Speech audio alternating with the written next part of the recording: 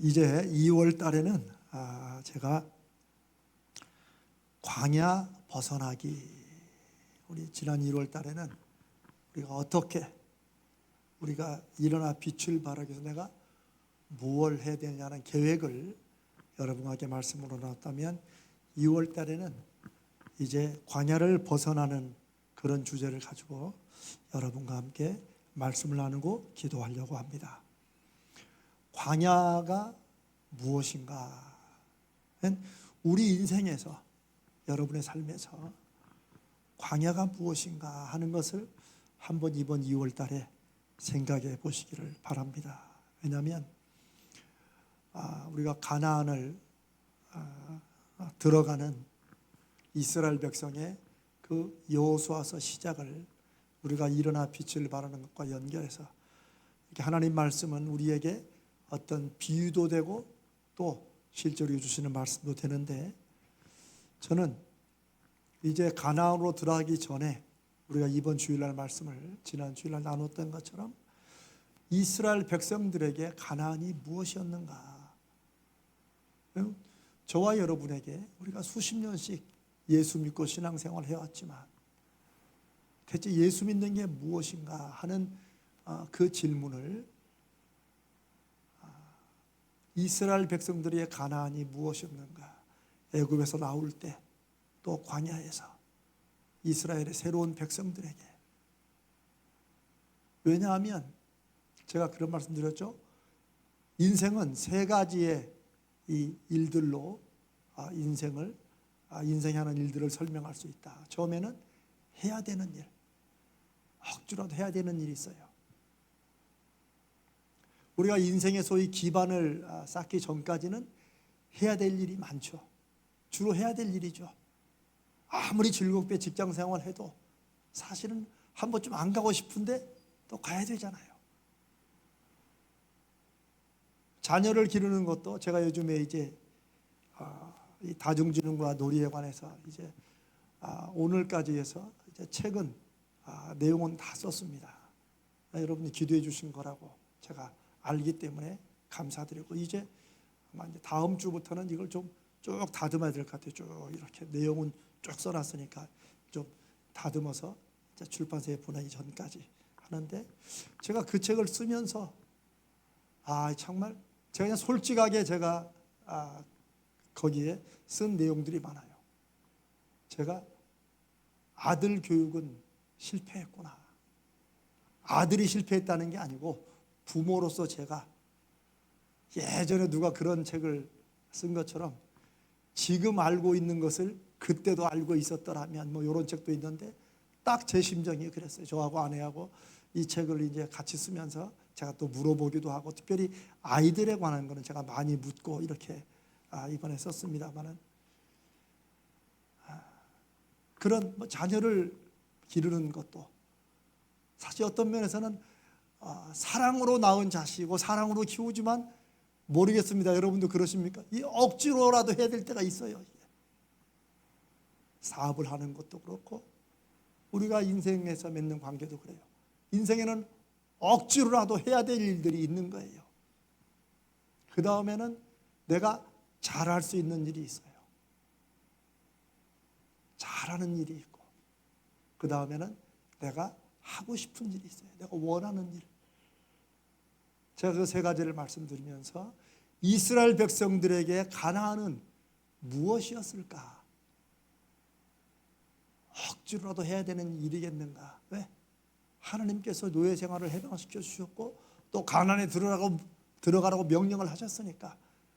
이렇다면 이스라엘에게 가나안은 그걸 위해서 자기네들이 희생할 만한 그런 가치는 없는 거죠. 그러니까 민수기 14장에서처럼 민수기 13장 14장에서처럼 이들이 가나안 앞에서 돌아서지 않았나, 그런 말씀을 지난주에 나눴습니다. 저는 오늘 이제 2월 7일 첫 주부터 4번 동안 말씀을 나누면서 여러분이 생각하시는 여러분 인생의 광야는 어디고 무엇이었나 하는 것을 실제적으로 생각해 보셔야 우리가 이 광야에서 벗어나자. 일어나 빛을 발하는 것과 연결해서 광야에서 벗어나려고 하면 그 광야가 무엇인지 좀 생각을 해보셔야 된다 싶습니다. 제가 간단하게 조금 다른 얘기로 한번 해보겠습니다. 모든 존재하는 만물은 자기 존재와 그리고 자기 주변의 환경으로 이렇게 이제 학자들이 구분을 합니다. 그렇죠? 식물도 식물이 있고 주변 환경이 있죠. 그렇죠? 여러분 이 나무들이나 이 식물도 서로 이렇게 잎이 닿는 거를 싫어하는 거 아세요? 여기 꽃을 좀 이렇게 뭐 화분을 키우시는 분들은 그런 거 아마 아신다고 그러죠. 저도 그 책을 읽고 깜짝 놀랐어요.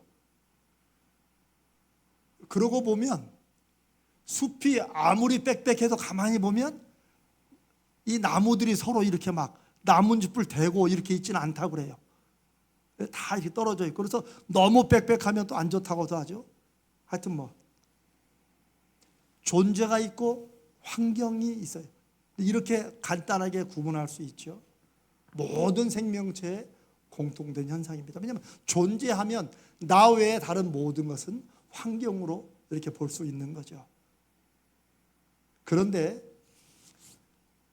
동물이나 식물이나 우리 사람을 포함한 모든 존재는 나와 환경으로 이렇게 둘로 나눌 수 있는데, 그 환경에 영향을 주기도 하고 영향을 받기도 합니다. 다 상호작용이 있는 거예요. 식물도 동물도 다 그렇죠. 그 환경에 영향을 주고 환경에 영향을 받고, 사람도 환경에 영향을 주고, 우리 너무 줘서 문제죠. 우리는 사실 자연 파괴나 뭐 이런 거 나오는 거 환경에 영향을 너무 주는 거죠. 영향을 받기도 하고.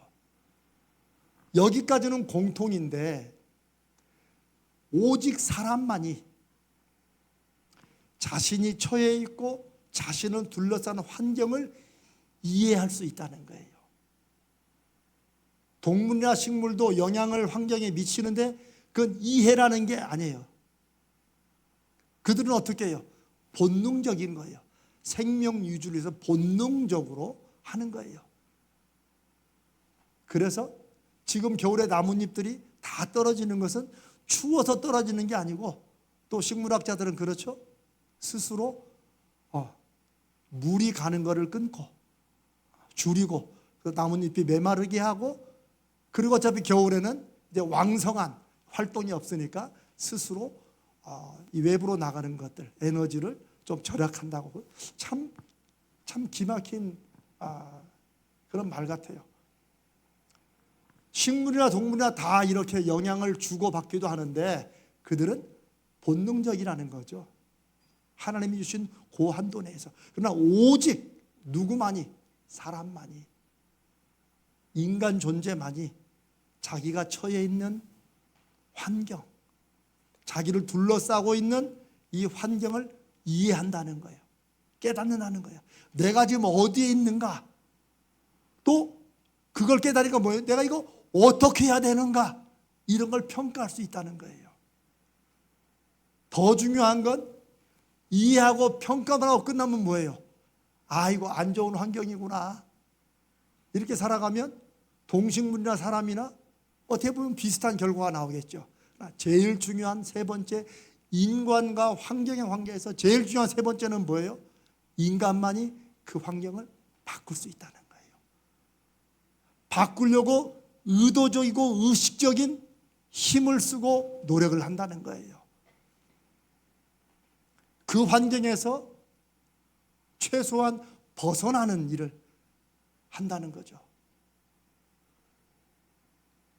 환경을 바꿀 수 있는 유일한 존재가 사람이라 하는 겁니다. 어때요? 여러분 좀 공감이 되십니까? 이제 요걸 아셔야 광야라는 것을 우리가 다시 생각해 볼 수 있습니다. 그런데 이 환경이라는 거, 환경, 사람과 주변의 모든, 거기는 가족도 환경이 될 수 있죠. 자녀도 환경이고 직장도 환경이고, 이웃도, 우리가 살고 있는 서대문구도 우리와 우리 환경이라고 볼 수 있어요. 우리 가정제일교와 우리 환경, 또 여러분이 운영하시는 사업장도 사업장과 환경이라고 볼 수 있죠. 그런데 어떤 사람에게는 이 세 가지 환경에서 세 가지 환경을 물리적인 환경이 있어요. 그렇죠?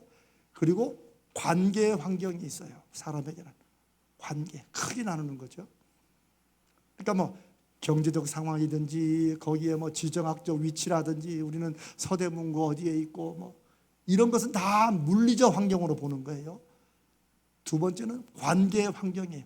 우리가 그 속에 살기 위해 사람은 절대 혼자 살 수 없으니까 아무리 소극적이고 아무리 수동적이고 아무리 조용히 사는 사람도 최소한의 관계는 맺고 살죠. 그래서 또 하나 환경에 중요한 게 관계의 환경이라는 거죠. 세 번째는 존재해 있는데 오로지 인간만이 가지고 있는 세 번째 환경의 종류는 뭐예요? 심리적 환경이에요. 내가 나를 죽였다 살렸다 한다는 거예요. 어때서 여러분도 그런 경험이 있으신가요? 그렇죠? 성경이 사람이 무릇 지킬 만한 다른 어떤 것보다도 마음의 성을 지켜라. 이 성을 차지하는 게 인생의 가장 기막힌 어떤 성공이고 출세라면 다른 성 지키는 것보다 우선 마음의 성을 지키라는 게 참 기막힌 말씀이죠. 심리적인 환경. 한 번 더 말씀드릴까요? 사람은 자기가 자기를 죽이고 살립니다. 이 세 가지 환경, 물리적 환경, 관계의 환경, 그리고 심리적 환경. 이 세 가지가 사람이 환경을 이해하고 판단, 평가하고 야 이거 어떻게 되느냐. 그 다음에 이렇게 저렇게 행동하고 움직임으로써 그 환경을 바꿔가는 거죠. 그러면 저는 광야가 무엇인가를 생각할 때 여러분들이 지금 여러분의 연배, 여러분의 상황 여기에서 또 우리 교회, 저는 교회적으로도 생각을 하니까 여기에서 물리적인 환경, 관계의 환경, 그 다음에 우리 교인들 자체, 제가 습도라고도 얘기했던, 습기라고 얘기했던 그런 혹은 우리 자신들의 심적인 환경, 요 세 가지가 이제 광야의 속성이라는 거죠. 근데 제가 아까 뭐라고 그랬죠? 사람과 환경에서 사람이 갖고 있는, 어떻게 보면 사람만이 갖고 있는 힘은 뭐라고요? 바꿀 수 있다는 거예요. 바꿀 수 있다. 내가 환경을 못 바꿔도 수동적으로 바꾸는 건 뭐예요? 내가 벗어나는 거예요. 환경으로부터 내가 빠져나오는 거예요. 그러면 내가 환경을 바꾸는 거예요. 무슨 말씀인지 아시겠죠? 내가 그 자리에 서서 지키고 그 환경을 바꿔가든지 어떨 때는 내가 그 환경에서 벗어남으로써 내가 그 환경을 바꾸는 것이 된다는 것이죠. 우리는 사람이고 우리는 하나님의 자녀들이기 때문에 더더욱이 바꿀 수 있다. 그래서 여러분들이 이제 오늘 밤부터 시작하는 2월 한 달 동안에 여러분의 묵상, 여러분의 기도, 제가 그랬죠. 기도를 내가 딱 정한 목표로 계속 그걸 얘기한다고 이게 기도의 힘이 되는 게 아니에요. 기도는 하나님과 나와 사이에 이 은밀하고 영적인 관계 속에 나오는 깊어지는 대화이기도 해요. 내가 그냥 계속 일방적으로 내가 원하는 것을 막 주여 도와주시옵소서 한다고 해도 그 기도 중에 나에게 말씀하시고 생각나게 하시고 깨닫게 하시는 성령의 음성을 듣지 못하면 기도 아무리 하고 나도 답답할 때가 많아요. 물론 환경이 안 변해서 여전히 답답하기도 하지만 기도가 우리에게 힘이 되는 것은 그 기도를 통해서 하나님이 우리로 생각나게 하시고 따르게 보게 하시고 새로운 결심도 하게 하시고 그리고 때로는 신비한 현상처럼 우리 눈도 열어주시고 내가 전혀 생각지 못했던 길들도 열어주신다는 거예요. 그건 하나님께 달린 방법이에요. 우리는 그 하나님을 의지하면서 내가 우리의 마음을 여는 거예요. 여러분의 광야가 무엇인가 생각해 볼 때 여러분이 지금 처해 있는 물리적인 환경, 경제적이든지 여러 가지 물리적 환경, 그다음에 여러분이 맺고 있는 여러 관계 속에서 나오는 관계의 환경, 여러분 마음의 심리적 환경. 물론 이 세 가지가 막 다 막 얽혀가지고 복잡한 것 같지만 그게 또 기도의 힘과 하나님 주신 지혜예요. 가만히 보면 이게 또 우선순위가 있어요. 어떤 사람은 먼저 물리적 환경을 조금만 바꾸면 거기서부터 관계의 환경과 심리적인 어려움에서 벗어날 수도 있고, 어떤 사람은 또 관계에서, 어떤 사람은 심리적에서, 누구나 다 어떤 게 먼저라고 할 수는 없어요. 이건 다 여러분만의 그 독특한 상황 속에서 여러분이 깨닫고 발견하는 거예요. 저는 오늘은 심리적인 환경 광야에 대해서 이제 먼저 잠깐 말씀을 나누려고 합니다.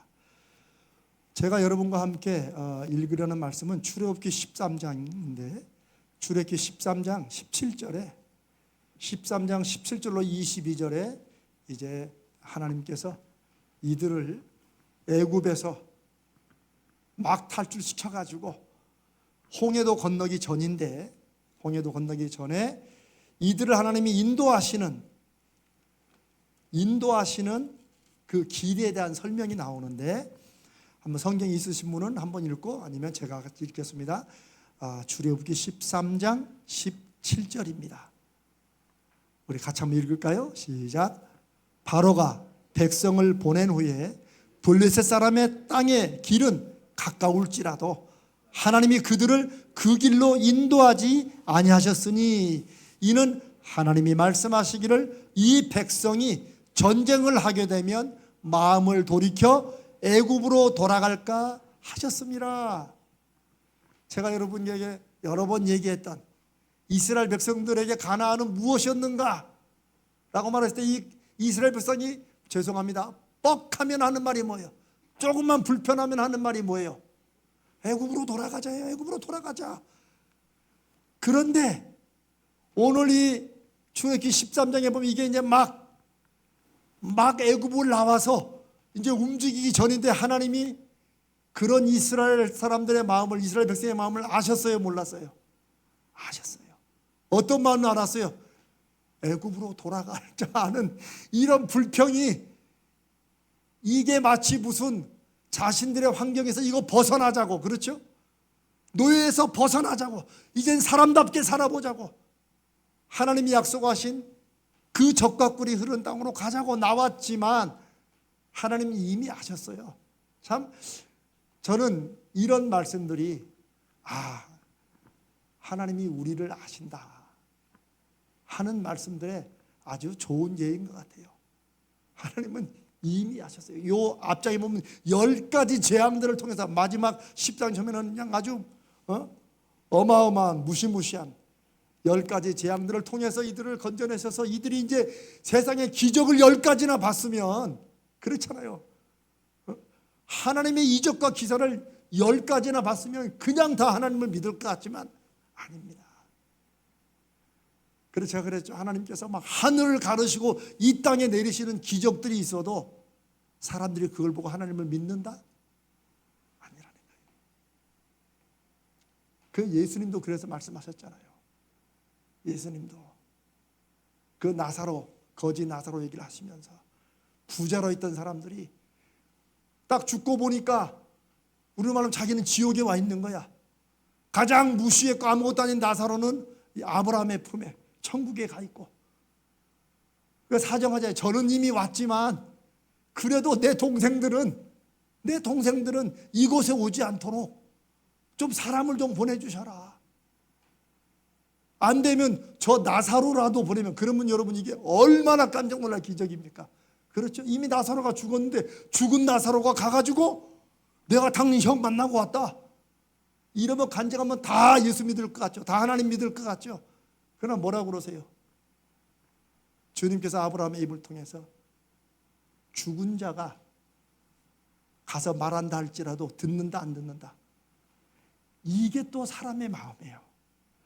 하나님의 형상으로 사람을 지으셨다는 게 이게 어마어마한 것입니다. 여러분들 다 제자훈련 다 하시고 가르치셨죠? 저는 그거 평생 공방을 거의 다 쏟아부은 거라서 여러분이 저와 함께 이런 말을 이렇게 나눌 때 그 내용의 깊이와 폭을 조금 더 이해하시면 좋겠어요. 이 하나님의 형상으로 지음받았다는 게 이게 어마어마한 거예요. 어느 정도까지 내가 싫으면 하나님도 노할 수 있는 이런 정도까지 하나님께서는 그런 위험을 어떻게 위험을 감수했다고 그럴까요? 하나님이 그 정도의 자유까지 주신 거예요. 하나님을 거부할 수 있는 그런 자유까지 주셨다. 자, 딴 데로 빠지기 전에 아셨어요, 하나님은 10가지 재앙을 통해서 여전히 이들에게는 불평거리만 생기면 애굽으로 돌아가려는 마음이 있을 걸 아셔서 처음에 길을 어떻게, 제가 직선거리로 가면 그냥 학자들이 하는 말인데 빠르면 뭐 한 달, 두 달이면 거기 도착한다고 그랬잖아요, 가나안 입구에. 근데 이게 거의 2년 걸렸다고 그랬죠. 그 지도를 보여 이렇게 뺑 돌아요. 그런데 그 첫 번째 이유가 뭐예요? 가장 큰 이유가 이 사람들이 하나님을 제대로 경험하고 정말 무슨 일이 있어 나는 이제 주님 믿는다, 이런 믿음이 생기기 전까지는 이 전쟁 만나면 어떻게 한다고요? 우리를 죽이려고 끌고 왔느냐, 또 이러면서 애굽으로 돌아갈 그것 때문에 하나님께서 여기 보잖아요. 블레셋 사람의 땅의 길은 가까워 거리 가면 금방 가는데 하나님이 딴 데로 이렇게 돌리시는 거예요. 그러다가 바로 이제 그 다음에 애굽의 바로가 이제 군사를 들고 막 쫓아오고 하나님이 혹의 바닷물을 가르치고 건너게 하시고 기적과 기적으로 인도하시지요. 하나님이 아셨다. 이걸 우리가 오늘 나누는 주제와 연결해서 말씀을 나누면 하나님이 우리가 처해 있는 심리적인 환경과 광야를 아신다, 모르신다? 아신다는 것입니다. 저는 그게 너무나 감사합니다. 사람이 예수 믿는 사람이든 안 믿는 사람이든 때로 인생에 힘든 것은 아내도 모르는 이 힘듦을 아내도 모르는데 누가 알겠어? 네, 주님이 아신다는 것입니다. 남편도 몰라주는 이 속에 이 힘든 거 세상에 누가 알겠어? 자식이 알겠어? 누가 알겠어? 하나님은 아신다는 것입니다. 그래서 하나님께서 하나님의 아들 메시아를 보내실 때 뭘로 보내신 거예요?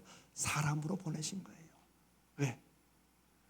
우리가 인생의 삶에서 겪는 어려움과 시험들을 다 그분이 몸소 경험해 보시고 아시고, 그래서 그분이 우리를 도와주실 때는 그냥 놀라운 기적으로 그냥 아예 툭툭툭 이렇게 하는 무슨 뭐 마술 일으키지 그렇게 하시는 게 아니라는 거예요. 그분이 우리 마음을 아시고, 그분이 능력이 없어서 기다리겠어요? 오히려 그렇게 그냥 뻥뻥 기적으로 해야 사실은 안 믿어요. 더 안 믿어요. 우리도 기도하는 제목들이 있고 저도 있고, 하나님 이거 좀 빨리 해주시면 될 것 같은데 하나님은 분명히 여러 가지 우리는 감히 짐작할 수 없고 상상할 수 없는 하나님만의 놀라운 지혜와 섭리의 뜻이 저는 계시라고 믿습니다. 그래서 답답해도 그냥 기다리고 있는 거예요. 버티고 내가 해야 될 오병이어라는 작은 순종이라도 해가면서 하나님이 알아서 하실 것을 믿고, 그게 하나님께서 우리가 처해 있는 우리 마음의 상황, 심리적인 환경을 아신다는 것의 의미입니다.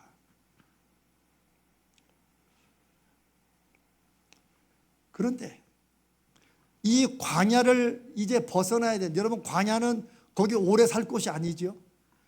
설령 이렇게 좀 전쟁을 피해서 이렇게 삥 돌아간다고 할지라도 여러분 광야는 살만한 곳이 아니에요. 그렇다고 광야는 하나님이 우리를 죽이시려고, 그나마 애굽에 있으면 먹고 살만도 한데 굳이 광야로 불러내시는 게 죽이시려고 하는 게 아니에요. 당연히 아니죠. 그러나 이스라엘 백성은 끊임없이 그런 얘기를 해요. 우리를 죽이려고 광야로 데리고 왔다. 참 정말 죄송한 말씀이지만, 야 진짜 제가 하나님 같으면 다 한 번에 다 쓸었어요. 어차피 소망도 없는 인간 한 번에 다. 근데 하나님은 광야로 스스로 돌아온 사람들을 그들의 자연 삶이 다할 때까지 38년을 기다리시는 거예요. 기다리시는 거예요. 그냥 메뚜기처럼 이리저리 뛰어다니면서 살더라도 하나님은 기다리시는 거예요. 그리고 제일 마지막에 죽은 사람이 누구예요? 모세예요. 모세. 그래서 여호수아서 1장에 이제 내 종 모세가 죽었으니 라는 말 속에 하나님의 인내의 기다리심이 계세요. 자, 광야는 벗어나는 곳인데 빨리 벗어나야 되는데 왜? 광야는 통과하는 곳이에요. 여기는 오래 살고 머물 게 아니에요. 그래서 가나안으로 들어가야 되는데 이스라엘 백성으로 하여금, 우리로 하여금 계속 광야에서 머물게 하는 무언가가 있다는 거죠. 그게 제가 오늘 이 밤에 여러분과 말씀드리는 이스라엘 백성들의 심리적 환경, 저와 여러분이 하나님 앞에 일어나 빛을 발하며 우리가 믿음의 하나님 약속하신 가나안을 들어가기로 우리가 정말 바라고 소원하면 빨리 들어가면 되는데 하나님이 그걸 못 들어가게 막아서 우리가 못 들어가는 게 아니라 마음은 들어간다고 하는데도 우리의 발은 여전히 광야에 한 발 담그고 아직까지 발을 못 대는 이런 게 있을 수 있다는 거예요. 성경은 이것이 바로 하나님과 세상 사이에서 머뭇머뭇하는 하나님의 사람들의 모습이라고 말씀하세요. 그래서 하나님이 저 갈멜산에서 엘리야를 통해서 이스라엘 백성에게 뭐라고 말씀하게 하세요? 너희가 어느 때까지 하나님과 세상 사이에서 머뭇거리겠느냐? 양다리 걸치고 살아가는 거예요. 예전에는 이런 말 하면 그럼 다 우리가 다 그만두고 신학교 가라는 말인가 이렇게 오해를 했어요. 아닙니다. 이제 그건 아니신 걸 여러분이 이미 알잖아요. 여러분의 삶이 먹든지 마시든지 무엇을 하든지 여러분과 함께 하시고 우리의 마음을 아시고 우리가 가는 길을 인도해 주신 그 하나님이 우리와 연결되어 있음을, 우리가 부르는 찬송의 주님의 뜻을 이루소서의 제일 마지막 절, 주님과 함께 우리가 동행함을, 예전에는 주님과 함께 동거함을 그랬어요. 저는 그 가사가 훨씬 맞는 것 같아요. 동행도 좋은 번역이지만 주님과 함께 동거하는 것, 우리가 같이 사는 거예요. 이 땅에서. 그런 하나님, 그런 역사를 보여주어야 되는데 우리로 하면 여전히 양다리를 거치듯이 하나님께 절반, 세상의 절반 머뭇머뭇하는 것, 이게 바로 우리로 하여금 가나안 땅에 썩 들어가지 못하게 여전히 광야에 머물게 하는 무언가다. 그리고 저는 그걸 우리가 어쩌면 벗어나야 될, 우리 각자에게 이제 그것이 무엇인가는 여러분들이 생각하시고 저도 또 저를 생각하지만 그게 심리적인 환경이다. 오늘 우리가 읽은 출애굽기 13장에는 그걸 성경은 애굽으로 돌아가려는 마음이라고 하는 거예요.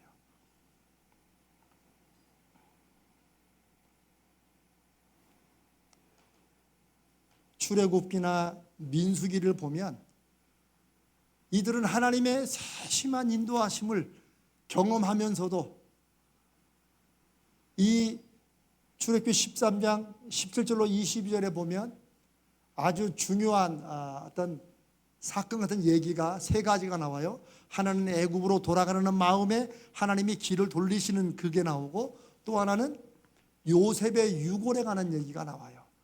이거 참 가슴이 참 뛰는 구절이죠. 모세가 요셉의 유골을 가지고 있다라는 말씀이 여기에 나와요. 19절에 모세가 요셉의 유골을 가졌다. 왜? 이때가 애굽에서 막 나왔을 때니까. 그러니까 분명히 요셉의 후손들이 모세에게 그 요셉의 유골을 줬을 거라는 거죠.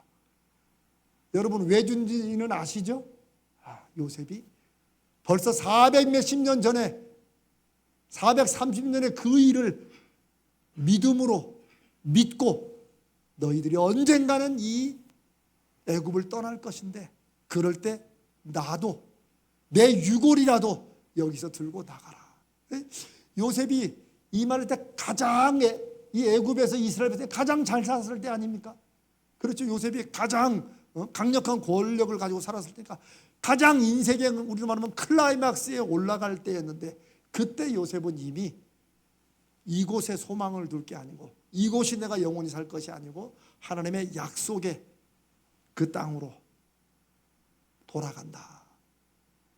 그러니 내 유골이라도 반드시 가지고 나가라. 하나님의 약속을 자기 죽은 후에라도 이룰 줄 믿는 이 믿음이 요셉의 믿음이었죠.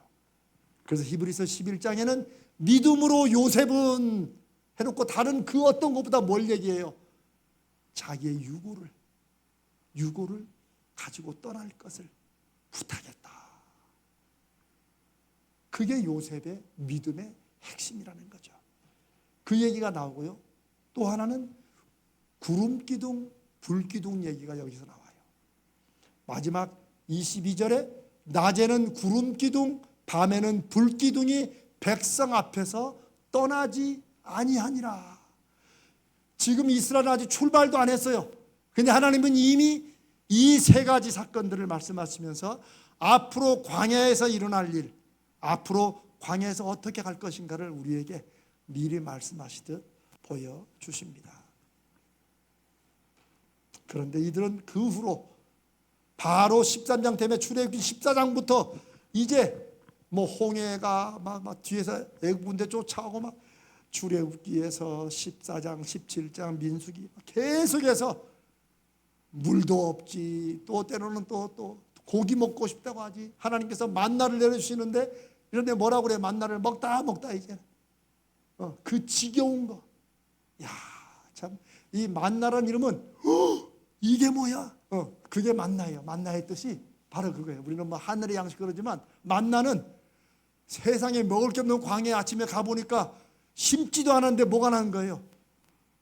풀잎마다 우리 말하는 밀가루 덩어리가 쭉 붙어 있는 거야.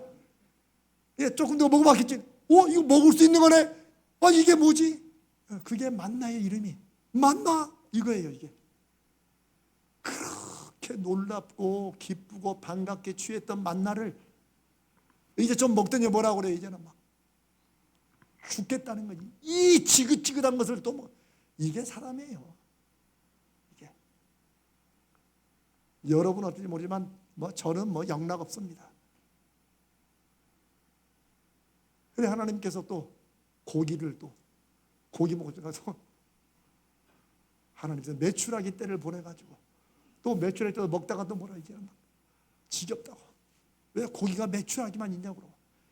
이런 걸 보면 이 광야는 어차피 지나가는 것인데 마치 이곳에 영원히 살게 하나님께서 우리를 막 붙잡아 두는 것처럼 그 불평불만을 하면서 그렇게 살아가요. 여러분 광야에 기적들이 있습니까? 없습니까? 있습니다. 만나가 기적이에요. 안 그렇습니까? 샘물이 기적이에요. 메추라기가 기적이에요. 그래서 신명기에 보면 모세가 뭐라고 그래요?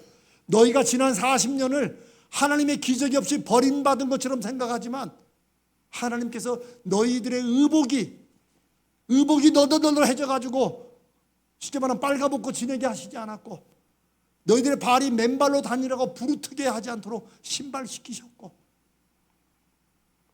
먹을 거 주시고 인도해 오신 걸 모세가 신명기에서 다시 확인시키십니다. 우리는 기적이 대단한, 갑자기 막 하늘이 막 열리고 막 이걸 기적으로 생각하지만, 그것도 기적이지만 하나님의 기적은 일상에 있다. 아멘.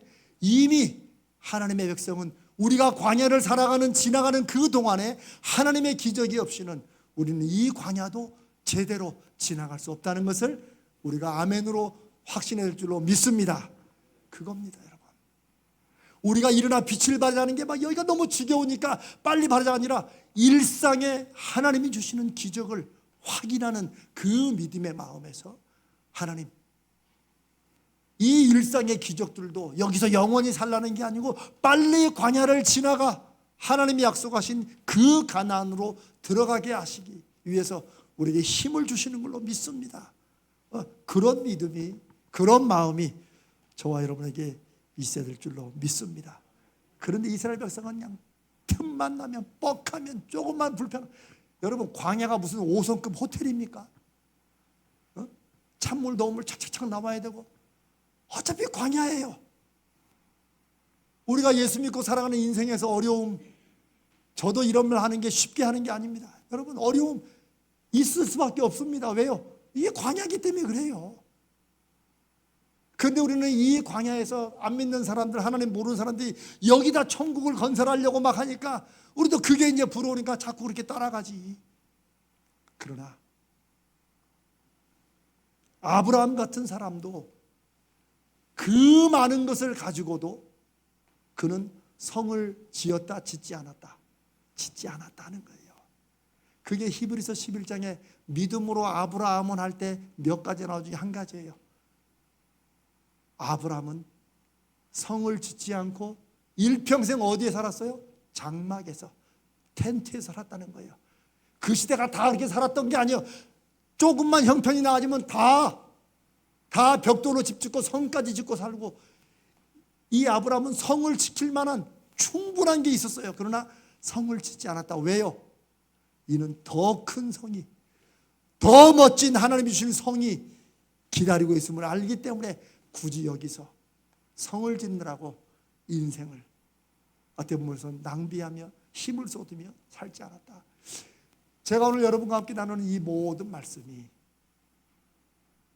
예수님 이전 때부터 이 땅에 하나님께서 사람을 지으시고 지금까지 인도해 오신 중에 우리는 모두 다 광야를 지나가는 사람들이다. 우리가 일어나 빛을 발해야 되는 이유도 이 광야 생활에서 적어도 작지만, 이게 아주 온전히 이루어지는 것은 아니지만 하나님의 약속이 이루어지는 그 가나안을, 그것을 우리가 확인하고 믿고 증거로 삼을 때 다른 사람들이 함께 광야 생활에서 광야를 지나갈 사람들이 여기에 성을 짓고 그냥 여기에 그냥 천년만년 마치 살 것처럼 하는 그 사람들에게 여기는 지나가는 것이다. 여러분, 그러나 이 광야가 지나간다고 해서 막 이를 부득부득 갈면서 힘들게 그렇게 살될 이유는 없습니다. 왜요? 하나님이 일상의 기적들로 우리와 함께 하시기 때문입니다. 아멘.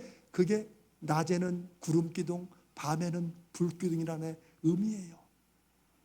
지켜주시고 인도해 주시고 보호해 주시는 것, 하나님이 내가 늘 너희와 함께 한다는 그 증거. 그래서 그 불기둥이 밤에 뜨면 그러면 다 짐 싸고 또 가고, 낮이나 밤이나 우리가 늘 그 구름기둥 불기둥을 바라보는 거예요. 우리가 십자가를 바라보는 것도 그런 거예요. 일상의 기적을 경험하면서 그런 여기에서 만족하지는 말아야 된다. 우리의 광야는 지나가는 것이다. 지나가야 될 광야인데 우리는, 제가 아까 말씀드린 것처럼 마치 여기에 영원히 살아야 될 것처럼 내가 자꾸 광야로 돌아가려는 그런 마음들이 우리에게 있다는 거예요. 이스라엘 백성들에게 있었고 오늘 그게 저와 여러분에게 하나님이 비춰주시는 말씀의 거울이라고 믿습니다. 애굽으로 돌아가려는 마음, 이 마음이 대체 무엇 때문일까? 이제 제가 다음 주에 조금 더 나누겠습니다만은, 여러분, 애굽 생활이 이스라엘에게 너무나도 생각하면 즐거운 곳이었습니까? 어떠세요? 그랬으면 나왔을까요? 안 나왔을까요? 안 나왔죠. 못에 돌로 쳐 죽였죠. 이 좋은 데서 어디로 끌고 가려고 그랬겠죠. 이 애굽 생활의, 이 노예 생활의 그 의미를 우리가 좀 잘 묵상하면, 왜 그런데 그 사람들은 나와서 자꾸, 죄송합니다, 자꾸 이게 안 좋은 말이에요. 왜 뻑하면 애굽으로 돌아가자. 그래도 거기서 고기라도 먹고 떡이라도 배불리 먹지 않았느냐. 인간적인 치욕도 당하고 막 노예 생활을 하면서도 이놈의 인생 막 이렇게 이를 부득부득 갈면서도 그만큼 광야가 힘들었나, 뭐 그런 생각이 좀 들기도 합니다. 그러나 사실 광야가 하나님께서 이들을 죽이시려고 끌어낸 게 아닌 것을 믿음으로 분명히 확신하면, 하나님이 어떤 분이신가를 믿으면, 여러분 광야가 더 힘들겠어요? 저 애굽이 더 힘들겠어요? 당연히 애굽이 힘들죠. 그러나 사람의 마음은 그렇지 않다는 거예요. 그게 심리적 환경인데, 저는 또 다른 면으로 심리적인 함정에, 자기 함정에 자기가 빠지는 거예요. 아까 제가 그랬죠? 사람은 자기 스스로 죽이기도 하고 살리기도 한다는 거예요. 사람은 다 그런 상대적인 것이, 여러분 어렵다고 다 어렵다고 말은 하지만 어떤 사람은 그런 건 어려움이 되지도 않은 일들이 있어요. 어떤 남들은 다 괜찮은데 자기 혼자 죽을 것 같이 사는 사람도 있어요. 환경과 상황이 이게 객관적이고 합리적으로 보여지는 게 아니라는 거예요. 거기에 우리 마음에 많은 것이 달려있다. 이게 무슨 뭐 도딱듯이 드리는 말씀이 아니라, 우리는 우리도 모르게 물리적 환경, 관계의 환경, 우리 심리적 환경에서 우리는 많은 경우에 마음의 함정에 빠져 살 때가 많다는 것입니다. 우리로 하여금 애굽 생활이, 그 노예로 살았던 생활이 그래도 그리워지고, 내가 그것을 괜히 나와가지고 이렇게 비이성적이고 비합리적으로 엉뚱한 생각을 하게 만드는 것은 우리의 광야 생활을 착각하게 만드는 마음의 함정 때문이다. 애굽은 떠나왔으면 돌아볼수록 지긋지긋한 것이 돼야 되는데, 그래도 이 광야 생활이 아무리 힘들어도 그건 어디보단 낫다, 애굽보단 낫다, 이렇게 감사가 늘 나와야 되는 게 그게 광야 생활인데요. 그렇지 않습니까?